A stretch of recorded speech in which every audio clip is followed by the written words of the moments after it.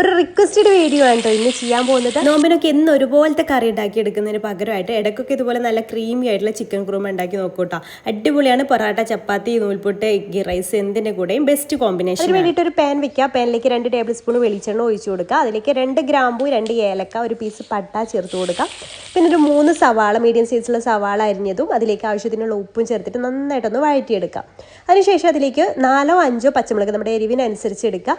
പിന്നെ ഒരു വലിയ പീസ് ഇഞ്ചിയും 8 അല്ലി വെളുത്തുള്ളിയും ചേർത്തിട്ട് ഒന്ന് ചതച്ചിട്ട് അത് ഇതിൽ ചേർത്തിട്ട് അതിൻ്റെ റോസ് സ്മെൽ മാറുന്ന വരെ ഒന്ന് വഴറ്റിയെടുക്കുക. പിന്നെ ഒരു 3 തണ്ടി കറിവേപ്പില ചേർത്ത് കൊടുക്കുന്നുണ്ട്, അതൊന്ന് വഴറ്റിയെടുക്കുക. പിന്നെ അതിലേക്ക് തക്കാളി 2 എണ്ണം ചെറുതായിട്ട് അരിഞ്ഞത് ചേർത്ത് കൊടുക്കുന്നുണ്ട്. തക്കാളി ഒരുപാട് വഴന്ന് വരുമൊന്നും വേണ്ട കേട്ടോ. ഇനി അതിലേക്ക് 2 ടീസ്പൂണ് കുരുമുളക് പൊടി ചേർത്ത് കൊടുക്കുക. പിന്നെ അതിലേക്ക് 1/2 കിലോ ചിക്കനും ചേർത്ത് കൊടുക്കുക കേട്ടോ. മല്ലിപ്പൊടി ഒന്നും ചേർക്കുന്നില്ല. ചിലർ മല്ലിപ്പൊടി ചേർക്കാറുണ്ട്. ഞാൻ ഉണ്ടാക്കുന്ന മെത്തേഡിൽ അതൊന്നും ചേർക്കാറില്ല കേട്ടോ.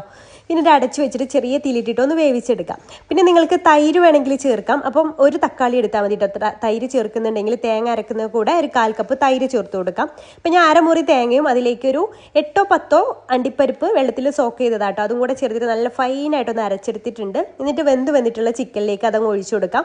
നമ്മുടെ ഗ്രേവിക്ക് അനുസരിച്ച് വെള്ളം എക്സ്ട്രാ ചേർത്ത് കൊടുക്കാം. ഉപ്പൊക്കെ വേണമെങ്കിൽ ചേർത്ത് കൊടുക്കാം. ലാസ്റ്റ് കുറച്ച് മല്ലിയില കൂടെ ചേർത്തിട്ട് തിളച്ചിട്ട് ഓഫ് ചെയ്യാം. ഈ ഒരു കറി നമുക്ക് ഇങ്ങനെയും യൂസ് ചെയ്യാം. പിന്നെ ഒരു എക്സ്ട്രാ ടേസ്റ്റിന് വേണ്ടിയിട്ട് 1 ടീസ്പൂൺ നെയ്യിലേക്ക് അണ്ടിപ്പരിപ്പും കറിവേപ്പിലയും ഒന്ന് റോസ്റ്റ് ചെയ്തിട്ട് അതും കൂടെ ഒഴിച്ചു കൊടുത്തിട്ട് കഴിച്ചാൽ അടിപൊളിയാണ് കേട്ടോ.